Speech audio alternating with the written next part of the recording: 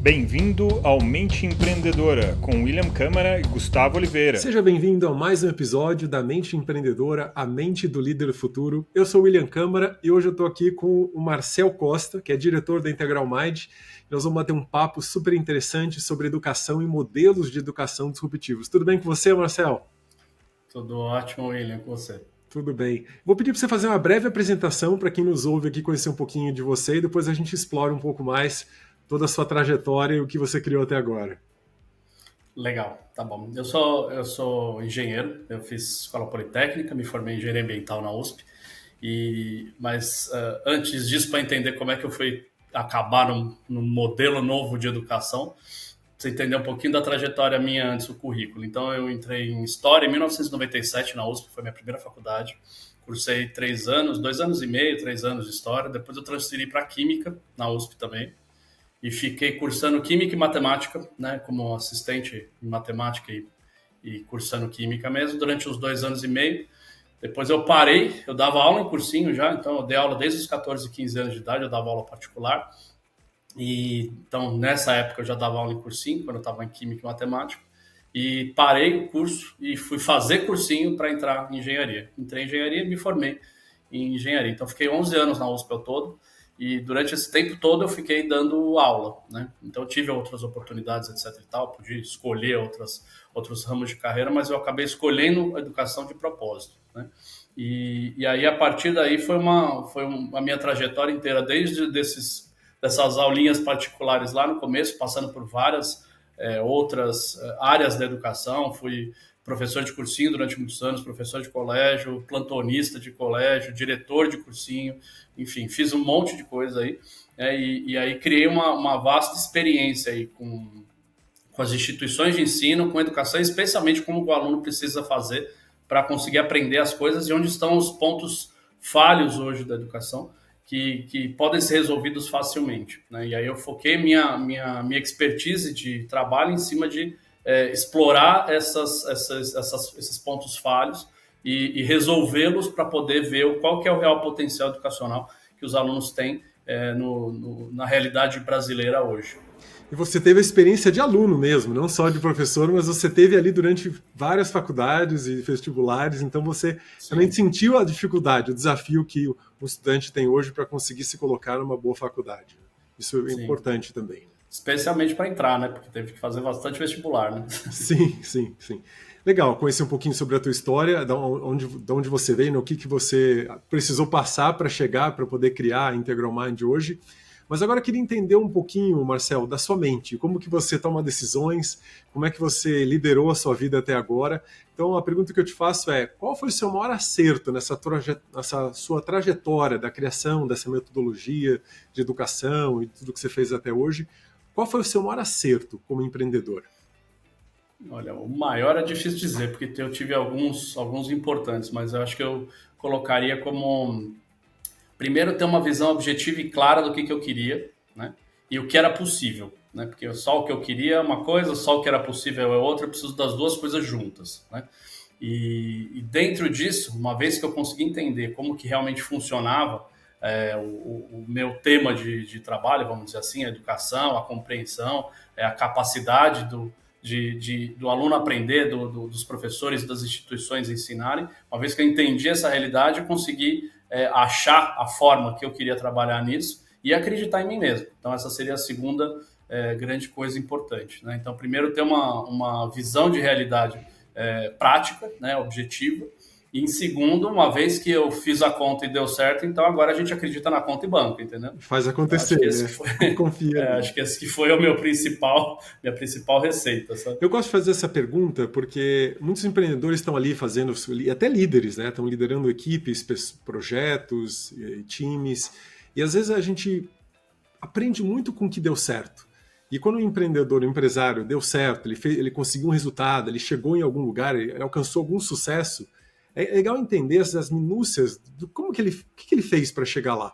Então você trouxe porque essa parte ninguém explica, né? Não, é quase um segredo, que você tem que ficar em tentativas e erros, tentando acertar, tentando chegar onde precisa. Eu, como engenheiro, também adoro essa visão pragmática, né, de entender a vida como um grande processo e colocar intencionalidade, Tanto que já escrevemos 6 livros, mas publicamos 2 livros sobre a mente do líder do futuro, né, criando uma vida intencional para ele e também um trabalho de time intencional. Então, eu entendo que a intencionalidade é um fator importantíssimo na vida de um empreendedor. Acho que é a primeira coisa, né? E você trouxe na largada, né? E você trouxe de forma muito simples, ter uma visão clara e ao mesmo tempo alinhada com a realidade e depois colocar a intenção, colocar a energia nisso e bancar aquilo e ir atrás daquilo, né? Então é um acerto que dependia só de você, não foi uma sorte, uma circunstancialidade, e sim uma atitude. E é legal a gente poder replicar essas atitudes com outras pessoas que estão nas suas trajetórias tentando vencer na vida de alguma forma, né? Achei importante falar isso desse jeito que eu falei, porque o que eu vejo que acontece muito, né, e muitas pessoas que eu conheci acabaram cometendo alguns erros e não tendo o sucesso que poderiam por causa disso, porque ou não enxergaram direito a realidade do que era possível, do que dava para fazer, etc. e tal. Então ia só com uma baita de uma boa vontade ali, meio sem noção, né, ou com uma gana exacerbada, sem realmente respeitar o que está sendo feito, né? Porque fala, tá, beleza, eu quero ter sucesso, eu quero empreender, eu quero ganhar dinheiro, etc e tal, mas então tem uma coisa sendo feita ali, né? Tem um trabalho que tem que fazer para poder gerar, e aquele trabalho tem que gerar valor para alguma coisa, tem que gerar alguma coisa de bom que as pessoas se interessem e queiram consumir, e aquilo tem que ser colocado de uma forma que as pessoas entendam. Então tem todo quase um trabalho de formiguinha, assim, né? Uma coisa super delicada, ao mesmo tempo precisa de uma atenção, né? Então só um elemento não funciona muito bem, né? Num caso complexo desse, como empreender. De uma combinação, de um plano, de uma visão, de uma estratégia, para que você possa considerar as variáveis e conseguir desenhar um caminho para você chegar lá. E é claro, como você falou, trabalho, muito trabalho. Para você construir alguma coisa, você precisa realmente investir um tempo, uma energia para fazer que aquilo gere um fruto, né? Gere valor para a sociedade de fato. E aí, pensando nesse seu acerto, na sua trajetória profissional, seja como empreendedor, seja como líder, o que você considera a sua maior qualidade como empreendedor e como líder? Olha, eu acho que é honestidade. Porque na hora que eu consigo fazer uma coisa de maneira honesta ali, né? Eu consigo entregar uma coisa para o meu cliente, ou para o prestador, ou para a minha equipe, ou para quem quer que seja com quem eu esteja me relacionando, que a pessoa pode confiar. E essa confiança ela é essencial para qualquer tipo de relação de longo prazo, que basicamente é o trabalho do empreendedor, né? É manter as relações e fazer com que essas relações cresçam, né? Com as pessoas, seja lá quem for, com o cliente. Então, o cliente vem, ele tem uma experiência coesa, coerente, né? Sustentável, replicável. Sim, então ele volta, né? E aí quanto mais ele tem, mais ele sabe, mais ele recomenda e mais essa coisa vai crescendo de uma forma orgânica, né? O prestador, eu tenho um funcionário, um prestador, um parceiro comercial, por exemplo, né? Que vê solidez no que eu faço, e vê constância, e vê que as razões pelas quais as coisas são feitas, elas são dignas, honestas, né? E colocadas às claras. A pessoa sente que ela pode confiar, que ela pode apoiar naquilo, né? Num mundo onde tudo é tão meio bagunçado, cheio de informação para todo lado, onde fica todo mundo perdido e assustado o tempo todo. De repente, você tem uma coisa que você pode confiar, é exatamente ali onde você apoia, né? Então, para mim, o meu modelo de negócio é baseado na confiabilidade e na honestidade. Num mundo onde as relações são quase descartáveis, né? Você tem ali acesso a qualquer relação, você tem um comportamento de uma pessoa confiável, né? Que gera honestidade, honesta, que gera confiança, que gera coerência, né? Congruência daquilo que você está fazendo com o que você está falando. Eu sinto que está em falta hoje. As pessoas se vendem por qualquer coisa, falando qualquer mentira aí para vender, né? E no fundo, na hora do vamos ver mesmo, não entregam aquilo que deveria ser entregue, né? Então, eu acho que tem um ponto que as pessoas elas acabam não percebendo, tem um ponto matemático falho nessa lógica, né, de vender qualquer coisa, de tentar, assim, da mesma forma que quanto mais eu causo amplitude, quanto mais eu esparramo e aumento a quantidade das coisas, das relações, mais eu diminuo a profundidade delas, né? Porque tem uma certa quantidade de horas de atenção que a gente consegue pensar e ter nas coisas. Então, hoje em dia, por exemplo, eu nem atendo mais o telefone, porque eu sei que é spam, eu sei que é alguém querendo me pedir alguma coisa. Eu falo, bom, então, se eu quiser falar com alguém, eu vou ter que dar um jeito de usar outro meio de comunicação e pronto. Aquela forma de acesso a mim está bloqueada por causa do abuso, né? Então, modelos de negócios que usam esse tipo de abordagem ultra superficial ou que vendem produtos ou informação ou qualquer coisa de maneira ultra superficial, está fadado a ter um alcance muito pequeno, né? A menos que o cara consiga lá pegar os restos de alguma coisa, assim, mas, né? Meu modelo não é muito viver de resto, não. Eu quero coisas que as pessoas apoiem, que nem era antigamente, sabe? Que você podia contar com a coisa e tal. Né? Por aí que eu acho. E pensar também numa sustentabilidade daquilo, né? Numa visão de longo prazo, de você Senão o cara não cresce. Como é que ele vai crescer com uma coisa que fica trocando a cada hora, né? Mudando modelos, assim, de novo, aquele modelo descartável, né?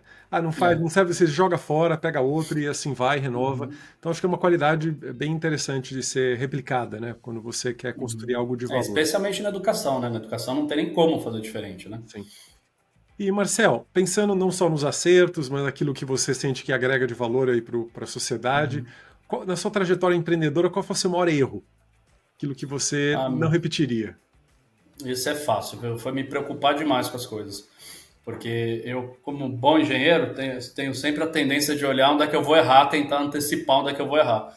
E aí, por excesso de antecipação, eu acabava me precavendo assim por 30 lados diferentes de coisas que simplesmente não tinham aquela importância toda, né? Então, o que eu aprendi com o caminhar aí do empreendedorismo foi que o sucesso ele é simples, se bem feito ele é simples, né? E ele é muito mais um fluxo, uma continuidade, uma coisa que acontece de maneira natural, que eu consigo levar, que eu consigo lidar, né? Que claro tem seus desafios, mas é só trabalho, não é nada que é basicamente eu estar ali presente na hora que a coisa acontece e ver como é a melhor forma de fazer, e aí sim planejar e fazer coisas a curto, médio prazo, né? Mas assim, eu gastei muito tempo, dinheiro e neurônio, vamos dizer assim, me preocupando assim com coisas que quando eu chegava lá, até chegar lá já mudou o cenário, já aquela coisa já não importava tanto, entendeu? Então eu aprendi mais a viver no momento presente, né, da empresa, e conseguir entender de uma maneira tranquila o que é possível em cada momento, e aí até refinar aquela minha percepção inicial do que é possível, do que eu posso fazer, do que o mercado pode fazer, né, de quanto tempo pode demorar para alguma coisa. Por exemplo, eu tenho um modelo de negócio extremamente novo, então é difícil explicar o que é para as pessoas que não têm, elas não sabem do que se trata. Então, para explicar já fica difícil. Então, é uma coisa que vai demandando uma certa paciência, né? Então, foi ótimo para eu ter um banho de uma lavada na ansiedade, assim, sabe? E aí eu vejo que eu já estou bem mais tranquilo e é um erro que eu não cometeria mais, né? Mas eu precisei passar para poder chegar nisso. Então, meio que acho que está tudo certo. Pode falar que foi um excesso de análise de cenário, um excesso de visão Certamente, estratégica. Às vezes você ser muito inteligente, conseguir enxergar muito longe, você acaba vendo muitos pontos onde você pode falhar, mas não quer dizer que você vai falhar. Às vezes focar nos acertos, no caminho que pode dar certo, que você quer fazer dar certo, às vezes é mais leve do que você ficar tentando pensar em todas as possibilidades daquilo dar errado, né? E frear mais leve e mais produtivo, porque não deixa de ser um erro de planejamento fazer um super planejamento, né? Se eu tô querendo fazer um planejamento para que aconteça alguma coisa com dados baseados na realidade, eu modelo aqueles dados na minha cabeça, num plano ideal, né? Faço uma correspondência, então tem o fato real e tem o fato ideal, eu modelo na minha cabeça, mas a hora que eu boto um monte de coisa e suponho que essas coisas vão se relacionar de uma maneira que elas não vão se relacionar e eu não tenho muita certeza, eu faço um acúmulo de erros, né? Então, em cada suposição ali que é 99% de chance de acontecer o que eu achei. Só que a hora que você empilha 12 delas em sequência, isso cai para quase nada, entendeu? Então, poder parar um pouco antes, assim, sabe? Né, e conseguir ter calma para esperar os processos. Nada como a escola da vida. Às vezes ela é cara. Nada como a escola da vida. Em dinheiro, em tempo, mas como você diz também, às vezes você gasta muita energia fazendo uma coisa que não vai gerar o movimento que você precisa. Mas a gente aprende. Eu gosto de trazer aqui, porque a gente não é só uma questão de trazer vulnerabilidade, mas é aprender com os erros também. Às vezes a gente aprende com os acertos, mas com os erros a gente evita criar, como você trouxe, né, um super planejamento de um negócio que não precisava, né? É só executar, faz, né? Aquela frase de você, antes feito do que perfeito, faz a coisa acontecer e vai ajustando conforme a coisa vai indo, vai construindo o barco enquanto está navegando ali, que isso geralmente dá certo também, né? Não precisa um excesso de planejamento. Né? Marcel, você contou que às vezes é difícil explicar o que você faz. Então explica pra gente aí, o que você faz, o que é Integral Mind?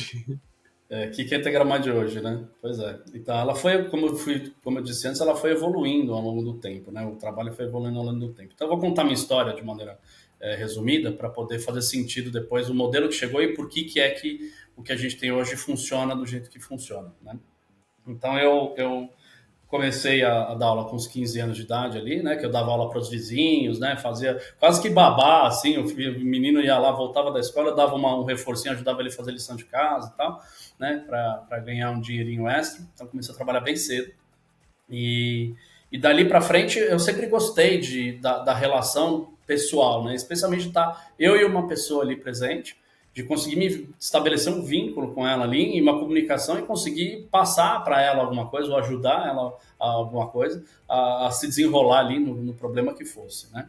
E então, depois eu fui fazer história, eu tive um ensino médio, o ensino fundamental e médio ok, eu estudei no Objetivo Júnior aqui na Teodoro Sampaio, em São Paulo. Depois eu fiz o ensino médio no Colégio Mackenzie, que é um colégio ok, mas assim, as duas escolas são bem tranquilas, são fracas até, né, segundo minha visão de hoje.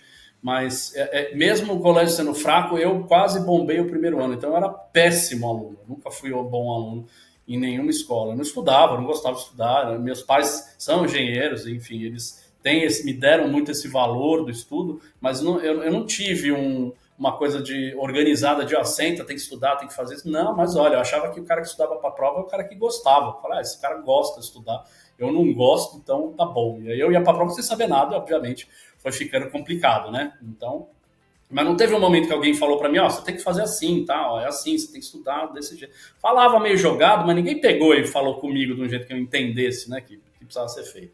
Então, a conclusão, eu fui bem mal, assim, no ensino médio, principalmente. Aí depois eu peguei umas recuperações lá, comecei a aprender eu preciso fazer alguma coisa. E vi que quando eu botava a minha energia para aprender, eu conseguia aprender bem e rápido, né?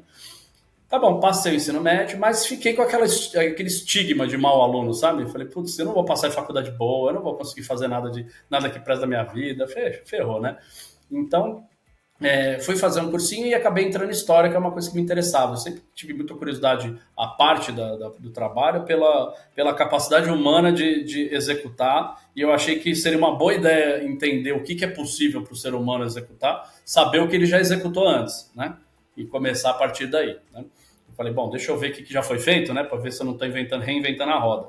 E para me localizar no mundo mesmo, né? E aí entrei em história, e aí eu fiquei fazendo faculdade à noite, e eu tinha que trabalhar, né? Eu já trabalhava desde 15 anos de idade. Então eu comecei a pegar aulas em cursinhos, em colégios pequenininhos, né? E aí, como eu estava na USP, mesmo que eu mudasse de curso, eu sempre conseguia ter um currículo que eu conseguia dar aula em colégio, né? Ou cursinho. Então eu fiquei subir na carreira, vamos dizer assim, de professor de colégio cursinho, até chegar, inclusive, a coordenador de um dos cursinhos, um cursinho na Zona Leste, há uns 15 anos atrás, faz bastante tempo isso já. E aí entender bem o que é que acontecia com os alunos e por que eles entendiam, por que eles não entendiam as coisas. E o que eu reparei? Eu reparei que o modelo de educação, ele é montado em cima da necessidade dos pais deixarem as crianças em algum lugar enquanto eles vão trabalhar, né? Começou com isso, eu preciso botar meu filho em algum lugar, porque eu vou trabalhar, eu não consigo ficar olhando para ele o tempo todo ali, preciso produzir, né? Então é uma necessidade válida, extremamente importante, né? E ao mesmo tempo que ele precisa confiar, né, que isso vai acontecer, né? Só que o pai não tem nem tempo, nem capacitação normalmente para saber o quanto e o que realmente está sendo feito, né? E cuidar de criança dá um trabalho lascado, né? Você vê, escola de criança pequena tira o chapéu para a galera que toca, porque é um negócio é admirável, né? Só que aí o que vai acontecendo? Conforme vai passando a idade, né? As crianças vão ficando maiorzinhas, tem o conteúdo, tem o que é visto em cada série, etc e tal, mas não necessariamente tem uma atenção para ver realmente o que é que foi aprendido por cada criança, né? Então tem uma coisa do tipo assim, na quarta série, na quinta série do ensino fundamental, hoje é o 6º ano, né, da nova formulação, o professor fala assim, olha, então, aquela caixinha, que era assim, 2 vezes a caixinha mais 1 dá 5, aquela caixinha que era um número que você colocava dentro da caixinha, para poder falar, agora é X, tá? Do nada o cara fala isso um dia, e aí você tem que meio que entender que aquele X é um buraco vago, onde você coloca um número dentro dele. Mas ele já não é uma letra. Então, ele não só não é mais um buraco vago, como ele é uma letra. Mas eu estava fazendo conta, não estava fazendo conta com número. E por que agora é uma letra? Então, coisas tão simples quanto esse tipo de percepção que não foi tida, né, e não teve uma garantia de que foi passado para todas as crianças, que cada uma delas entendeu que agora não é mais caixinha, tá? É letra, mas é como se fosse a caixinha. Você só finge que é a caixinha, só que a gente precisa passar para lá e para cá, e a caixinha fica meio ruim de passar para lá e para cá, tá bom? Ah, é porque fica ruim. Ah, tá bom. Ah, não, beleza, tá bom. E não teve esse momento. Não teve para mim, não teve para um monte de gente. Faltou uma contextualização, né? Uma explicação Exatamente. do processo de como a gente está conduzindo o aprendizado. Simplesmente, não tem tempo, engole aí, vamos fazer logo conta que é mais importante. Exatamente. Vamos já para o que interessa, porque os professores, tá todo mundo acostumado a fazer 3x mais 2, não sei o que, tá? Então não teve eu perdi essa etapa, esse pulo do gato que eu perdi. Aí pensa quantos pulos do gato desse tiveram da quinta série até o terceiro ano do colegial, né? Em quantas matérias diferentes, que isso é só matemática, né? Quantas matérias diferentes. Então, claro, o aluno aprende um monte de coisa, né? Mas quanto é realmente que está sendo perdido por causa da falta desses gaps? É que nem eu falei, eu fiz uma estimativa errada aqui, que ali, tudo bem, 90% da sala pegou, isso daí pegou, 10% não pegou. Agora, se eu tiver 50, 100 gaps desses por bimestre, eu vou ter 1.000 por ano, eu vou ter 8.000 desses até o final do ensino médio.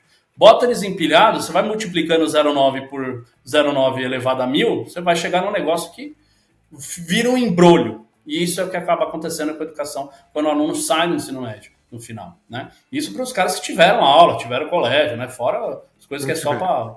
o cara só passa e não tá nem aí, entendeu?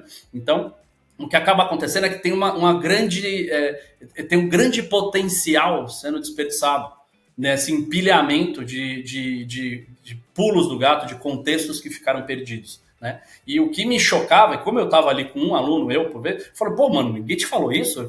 Não, mano, ninguém me falou, se tivesse me falado, eu tinha feito o negócio. Aí o cara tava tirando 2 na prova, passava a tirar 9, né? E aí parecia que o que eu fazia com o cara era uma coisa de gênio, entendeu? Mas não, eu só contei pro cara o que ele não viu, né? E aí eu comecei a identificar. Ele, né? Não contaram. E assim, não é exatamente culpa da escola, não é culpa de ninguém, mas exatamente o sistema não evoluiu para abarcar essa necessidade, né? Esse foi o ponto. Ele conseguiu melhorar outras coisas que hoje não são mais um problema, mas essa ainda não deu, né? E aí essa eu peguei, eu meio que caiu no meu colo, né? Virou meio que a minha carreira, né, no final, entender isso. E aí, portanto, consegui realmente estimar quanto que o aluno consegue aprender quando ele tem isso bem feito, né? Então, eu comecei a dar aulas particulares com esse viés, e aí era aula de reforço. Aí depois de um tempo, quando eu fui diretor de cursinho, coordenador de cursinho, eu pegava os alunos de cursinho, eu precisava atender eles, porque eu precisava dar bolsa para eles de estudo, então eu precisava acompanhar para ver se eles estavam rendendo, né? Mas tinha muitas coisas que no próprio cursinho eram ineficazes, porque como o colégio foi uma extensão do berçário, né, para poder manter as crianças lá, e o cursinho foi uma revisão do colégio, então é meio que mais do mesmo ali, né? Um monte de conteúdo, bota para o cara fazer, e para o cara meio que se ligar sozinho das partes que ele perdeu. Não teve vamos ver que parte você perdeu e vou te contar uma por uma e depois a gente vê o que você faz, né? Então, eu mesmo acabava trabalhando contra o próprio cursinho. Então, eu falava para os alunos, para de ver essas aulas aqui, porque isso aqui não adianta nada. Não adianta, você tá tirando 2 em física, você tira 8,5 em história, e você vai ficar assistindo um monte de aula de história, estudando história 4 horas por dia, você precisa ver física, né? Tipo, coisas simples e coisas básicas, que seria o trabalho do coach, que eu odeio essa palavra, mas é o trabalho do coach real ali, de tipo, oi, né? Tem isso aqui para ser feito, né? E aí os alunos começavam a melhorar absurdamente, né? Então o meu trabalho era basicamente checar se eles estavam fazendo o que eles precisavam estar fazendo para continuar a bolsa, e de repente passou para ser um aperfeiçoamento do que eles estavam fazendo, né? E aí eles começaram a me pedir para fazer isso por fora, né? Então, às vezes, o aluno, por exemplo, depois de um ano de cursinho, ele fala, isso aqui não serve para nada mais, né? Eu já aprendi tudo e vou fazer tudo de novo, vou fazer o quê? Eu vou ficar ouvindo as mesmas piadas de novo? Então, eles pediam para ter aula comigo, eles estudavam sozinhos, E eu fazia esse acompanhamento com eles, né? E aí isso virou a IntegraMind, né? Então a aula individual do ensino médio, fundamental e médio, ali no reforço, e esse acompanhamento de cursinho acabou virando a IntegraMind, que no final das contas é uma extensão, uma coisa da outra, né? Quanto mais bem feito eu consigo fazer com o aluno do ensino fundamental e médio, mais o cara do cursinho depois tira de letra e me dá 10 mil vezes menos trabalho, né? E aí hoje a IntegraMind virou...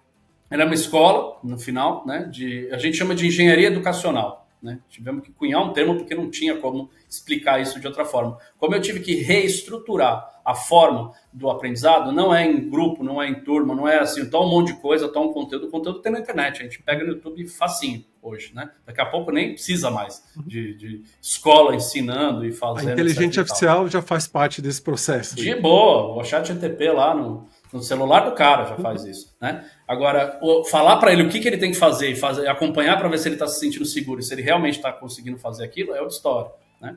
Então, como eu tive que desmontar o sistema educacional inteiro e remontar ele a partir do zero, né? Então, como a IntegraMind funciona hoje? Ela funciona como uma escola paralela, né? Que nem as antigas escolinhas de reforço, que o cara fazia escola, depois ele vai para a aula de reforço, só que na IntegraMind ela é constante, ele faz isso, ele faz ao longo do ano inteiro, a gente faz contrato de um ano e meio, lá o tempo que é adequado, a gente faz uma análise do caso do aluno para entender como é que ele está, emocionalmente, inclusive, que aí entra outro ponto importante, né, que eu vi que muitas das grandes problemas educacionais tinham a ver com como o aluno está emocionalmente, psiquicamente, né, se ele está feliz, se ele está bem, se ele está saudável, né, ou se ele está magoado, se ele está estressado, se ele está nervoso, se ele está num ambiente estressante, né, isso simplesmente acabava com o desempenho escolar, né? Então, a gente faz toda essa garantia de uma análise bem feita no começo e monta um planejamento de acompanhamento, que a gente chama, e aí é um professor e um aluno, né? E aí depois, esse trabalho, quando eles passam do fim do ensino médio, né? Quanto antes começa, melhor, né? Normalmente eles começam na 7ª série, 8ª série, aí, o 9º ano, mais ou menos, e depois terminam o ensino médio com a gente, né, fazendo a escola, mas na verdade eles aprendem com a gente mesmo, entendeu? Na escola eles vão levando lá. A escola tem o currículo que ele é obrigado a escola tem, exatamente. Só que assim, o que acontece? Quando eles começam a fazer com a gente, eles começam a tirar 10 na escola. Então eles mesmos perdem o foco da escola, eles vão na escola para entregar só, né? E aí ficam com a gente para realmente aprender e desenvolver, e aí eles já aprendem matéria do ano seguinte, já aí realmente dá para você dar uma matéria de cursinho, porque o cara tá sobrando espaço, entendeu? Não é que você vai enfiar ou sobrepor uma coisa em cima de um negócio que já está estressado, né? E quando eles terminam o ensino médio, esse trabalho de acompanhamento de ensino médio, ele automaticamente vira um cursinho individual, né? E aí, nesse cursinho individual, é onde eu vi as maiores, que é a joia da coroa, né? É onde eu vi o maior rendimento e o resultado de todo esse acúmulo, desse desperdício que era feito, que eu consertei, né? O que acaba acontecendo? Eu consegui montar um cursinho individual que tem 2 aulas na semana, de 1h30, com um professor e um aluno. Então, como é que é? Então, o aluno ele vai na terça-feira, por exemplo, ele faz a aula de 1h30. Nessa aula de 1h30, como eu montei o conteúdo ao longo de uma vida inteira, né? A compressão e um rendimento excelente. O cara sai sabendo fazer, conseguindo fazer sozinho, não é tipo jogado. O cara pega uma matéria que no colégio demoraria 2 meses e meio, 3 meses para ser dado, sei lá, eletrodinâmica inteira, né? No cursinho eles dão em 15 dias, na IntegraMind a gente dá em 1 aula.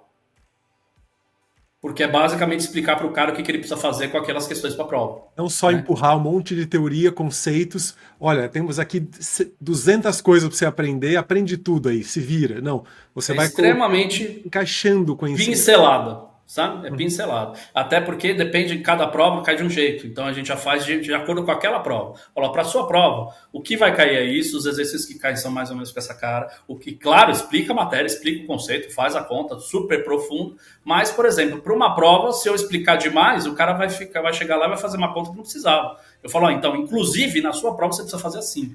Né? Ah, caramba. Então a gente explica até o final, entendeu? Aí o que acontece? Como o aluno tem menos aulas na semana, ele tem mais tempo para fazer exercício, que é realmente o que faz ele passar no vestibular. Ele pratica, ele fica ágil, né, em resolver os problemas. Né? Então ele passa, por exemplo, da terça, o dia inteiro, ele estuda mais 8 horas na terça-feira, Quarta-feira ele estuda o dia inteiro, tranquilo, acordando 8 horas, 9 horas da manhã, sem não precisa acordar 5 horas da manhã nem nada. Estuda o dia inteiro, porque ele não tem um monte de aula, ele tem que só aprender aquele conteúdo que foi dado na terça.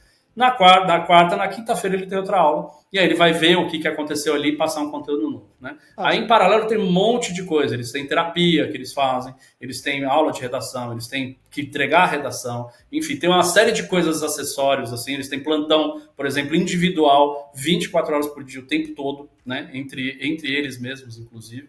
Então, assim, eles têm muito suporte e no final eles acabam fazendo o máximo que eles aguentariam fazer, dada a capacidade deles, também tem que ser levado em conta. Uma coisa é um aluno que estudou 10 horas por dia a vida inteira desde o berçário, outra coisa é um aluno que chegou semi-analfabeto e nunca teve rotina de estudo, ele sentar meia hora para estudar é um milagre, entendeu?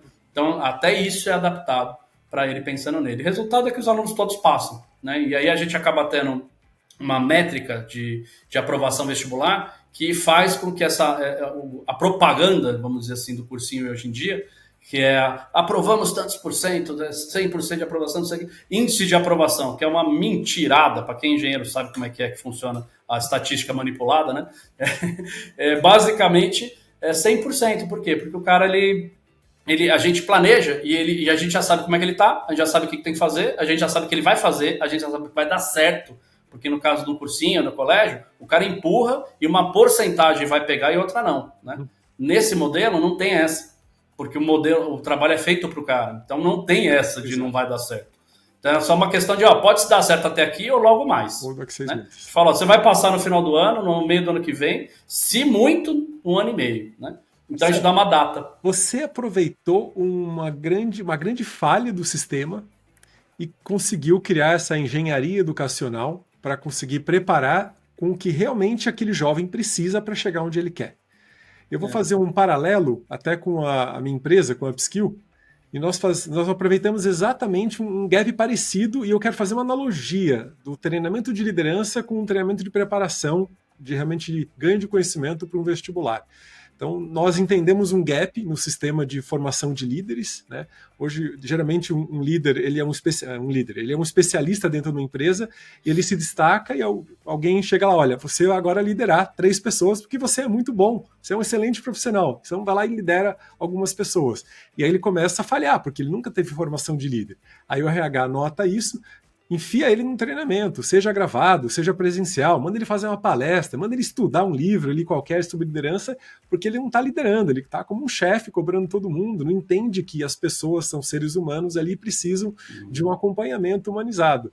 E entendendo isso, a gente, sentindo o desafio real de uma empresa aí do nosso sócio, a gente criou a Upskill Platform, que é uma plataforma de mentorias individuais, onde, tal como você consegue entender a necessidade real do aluno, a gente consegue entender a necessidade real do líder e, ao invés de ficar passando sem teorias, sem livros e um montão de cursos para ele se formar como líder, a gente entende o desafio real e dá um case prático para ele realmente colocar no dia a dia dele e aplicar isso com o time dele.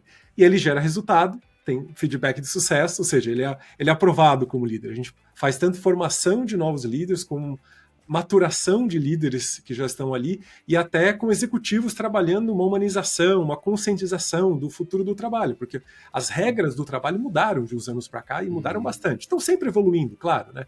Mas hoje, com uma diferença de idade muito grande, trabalho remoto, uma série de outras variáveis que os treinamentos antigos não computavam, a gente agora computa e usa isso, não só com mentoria individual, personalizada, humana, mas também com inteligência artificial. Então, um paralelo aí ao que você fez com a educação, e eu quero colocar exatamente a próxima pergunta.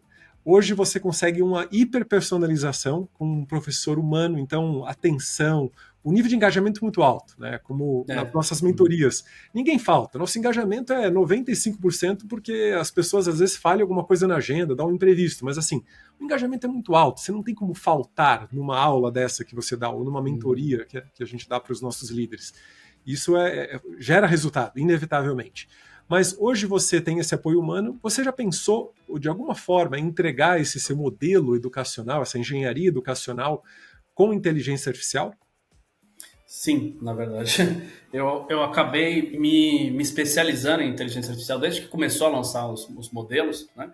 Eu não sou programador, mas eu aprendi lógica de programação bem cedo e programava em BASIC, na época da MSX, 1980 e qualquer coisa.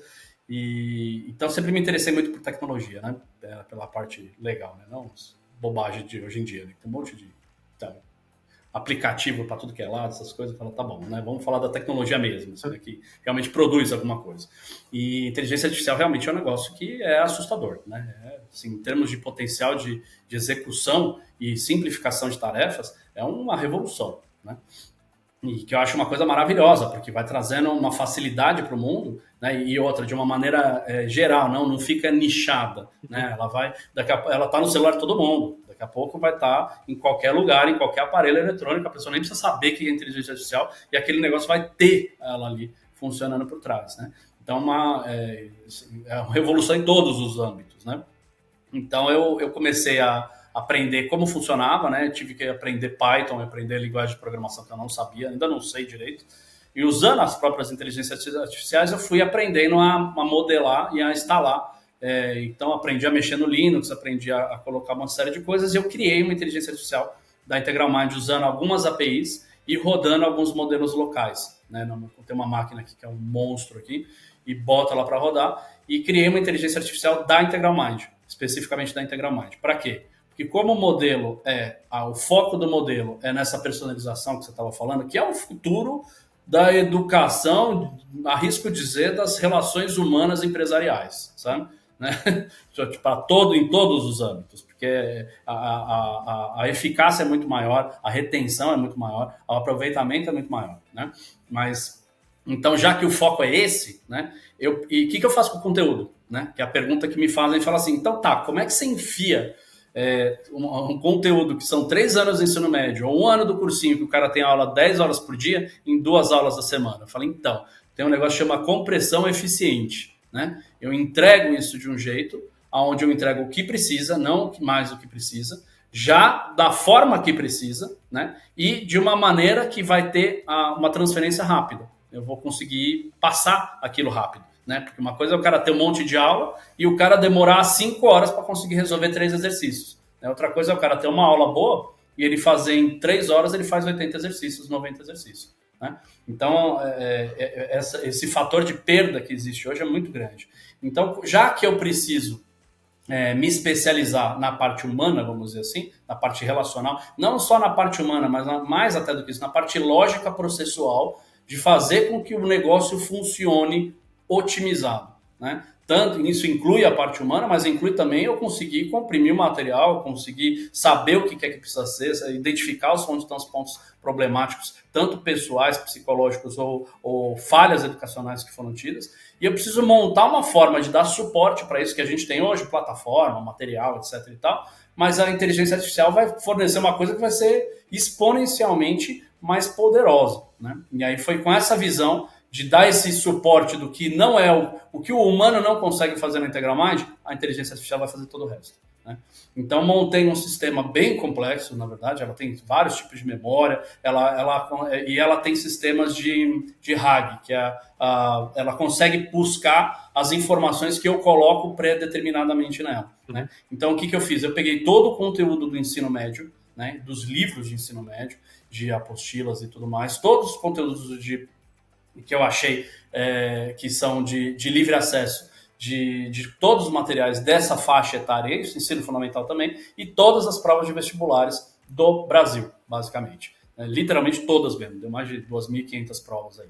Né? Então, e fiz um pré-treinamento, né? Tive que fazer uma vetorização desse banco de dados, depois criar um index com isso daí, né? Fazer um particionamento e dar um trabalho infinito, ainda está sempre sendo atualizado, mas o que a gente conseguiu é que a gente tem um professor perfeito. Em termos de matéria, a gente tem um professor perfeito. Né? Então, por exemplo, eu posso perguntar se fala, olha, quando eu querendo prestar INSPER, baseado nas últimas provas do INSPER, o que eu preciso saber de escalas vetoriais, sei lá o que. Ele vai juntar e ele vai falar, você precisa saber isso. Né? Então, isso acaba sendo um suporte para o aluno, que ele pode usar em tempo real quando ele está estudando, né? sei lá, tirar dúvida nunca mais sumiu tirar dúvida, né? Pergunta para Mas IA. mais então, pois é, tem plantonista, vai ter alguém para conversar, mas assim, né, tipo, se for uma coisa assim de querer saber, né? Mas até para montar planejamento, montar listas de exercício, porque a inteligência vai conseguir montar a lista. Então ele fala assim, gera para mim uma lista de exercício de física mecânica para Unicamp, baseada nas provas dos últimos 6 anos. Ela vai montar uma lista igual. Inclusive, ela cria exercício que não existe, baseado na lista que tem, né? Então, assim, deu bastante trabalho para montar, ainda estou trabalhando nela, tem umas áreas que precisam de lapidação ainda, mas ela já está funcionando e ela é uma maravilha, porque no final das contas ela basicamente junta ela e esse atendimento humano, acabou. Não tem mais, Você fecha não todas consigo as ver um lacunas, cenário. né? Exatamente. Essa foi a ideia, fechar todas as lacunas. Não, e é interessante, porque você tem tanto esse apoio humano, como você disse, às vezes o problema não é conhecimento, às vezes o problema é relacional, né? De humanização, de aprender a se relacionar com o conhecimento e com as variáveis que a gente coloca ali na apresentação, numa prova. Tem elementos de soft skill, de como você lidar numa situação de pressão também, que às vezes o professor consegue, em segundos antes de te dar um conhecimento, anular esse medo, esse desconforto ali, né? Uhum. E aí vem uma última pergunta, Marcel, sobre até uma dúvida, algo que eu fico pensando, né? Hoje você fez uma inteligência, um professor perfeito, né? Que dá apoio aos professores reais, que estão ali atendendo alunos reais, que estão almejando vagas nas faculdades. E eu penso muito sobre conhecimento, né? Não só no colégio, mas eu penso também na faculdade. A parte dos títulos, que hoje muitas empresas nem querem o diploma ali, né?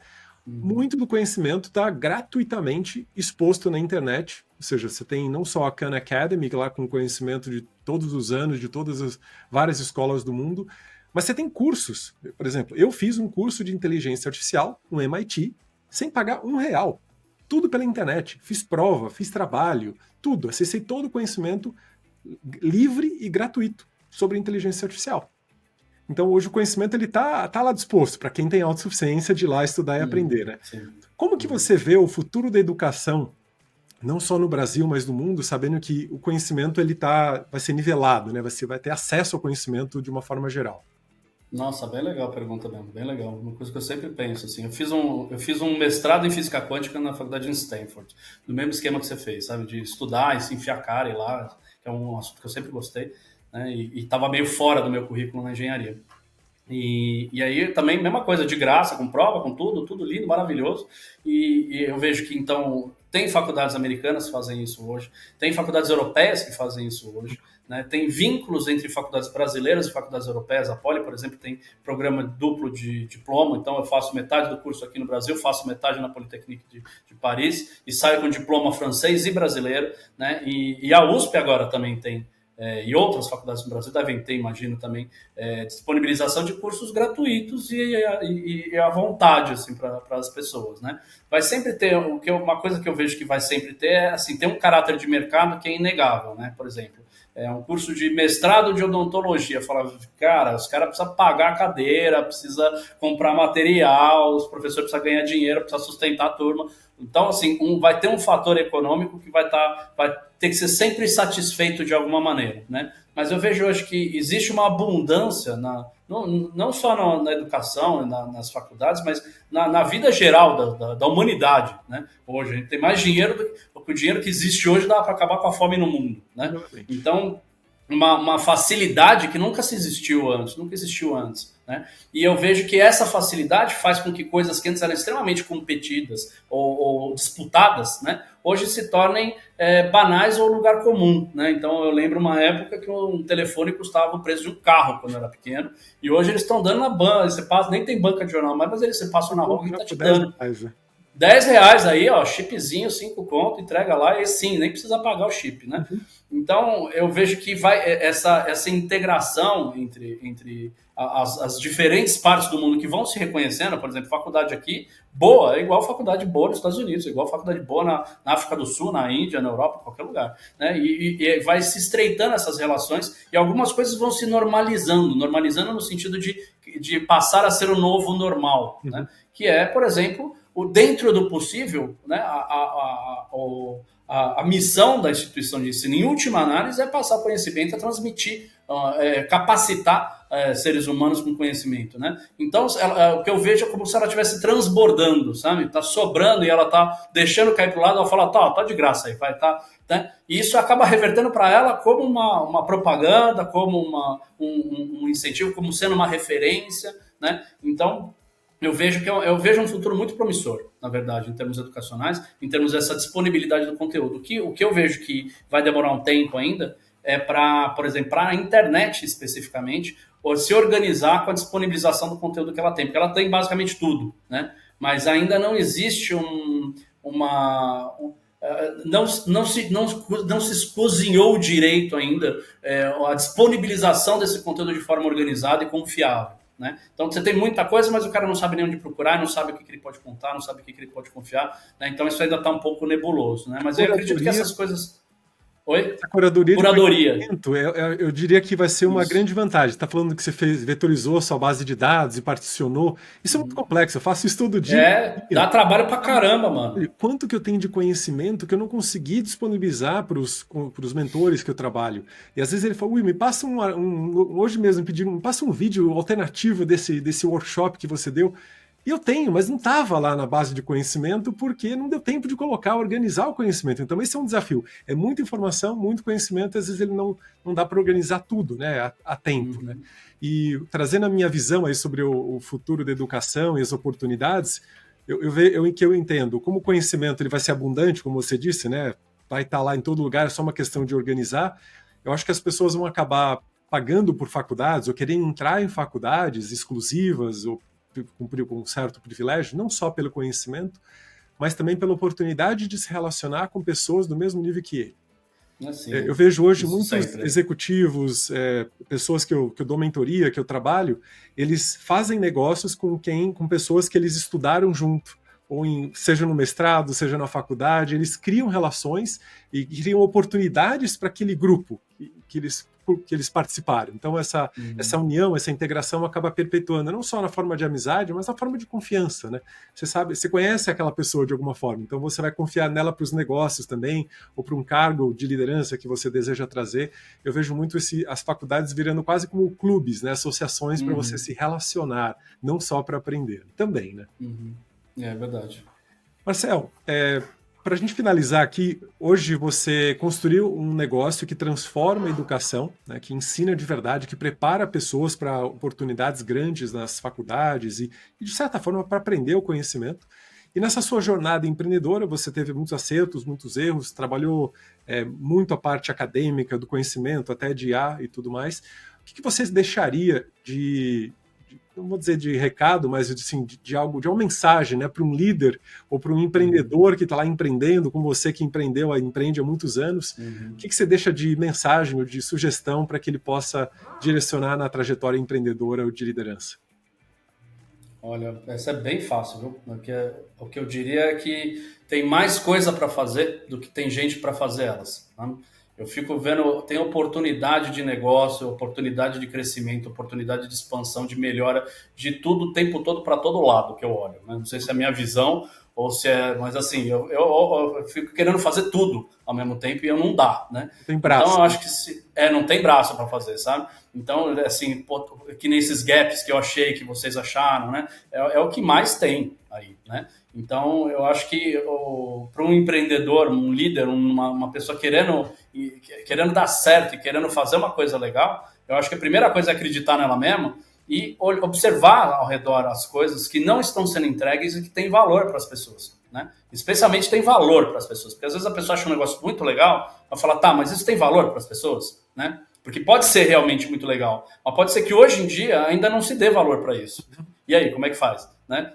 Então precisa ser uma coisa que tenha valor para as pessoas agora e que ao mesmo tempo que resolva um problema que não está sendo resolvido, né? E aí ir atrás dessa ideia e pagar para ver, né? Porque assim, tem muita coisa legal na vida para fazer. Eu não acredito que a gente veio aqui para passear só, né? Muito legal passear, mas assim, eu acho mó legal trabalhar e produzir um negócio, sabe? Trazer uma coisa boa, ver a carinha dos estudantes, as famílias chegando. Eu estava conversando com meus coordenadores ontem, eles falaram, a diferença da cara das famílias quando eles chegam e depois que eles estão aqui há um ano, é uma coisa gritante, assim, que muda a família deles, porque a criança fica legal, os pais ficam calmos, é uma coisa que reverbera, assim, sabe? Então, fazer uma coisa legal, sabe? Fazer uma coisa legal para si, para os outros e ser retribuído, ganhar dinheiro, ganhar sucesso, ganhar reconhecimento com isso, né? Mas isso é uma parte, né? Eu vejo que isso é uma parte, né? Mas basicamente é olhar o que existe e achar onde quer se enfiar e meter as caras, né? Porque não tem muito segredo. Você falou, tem muita coisa a ser feita, e eu acho que a tua visão de gostar de fazer as coisas, não ter medo de fazer as coisas, né? Ela talvez vá até de forma mão contrária com o que hoje se vende. Hoje se vende muito caminhos fáceis, não faz quase nada e fica só focado em ganhar dinheiro, no seu conforto, como você diz, vem a passeio, né?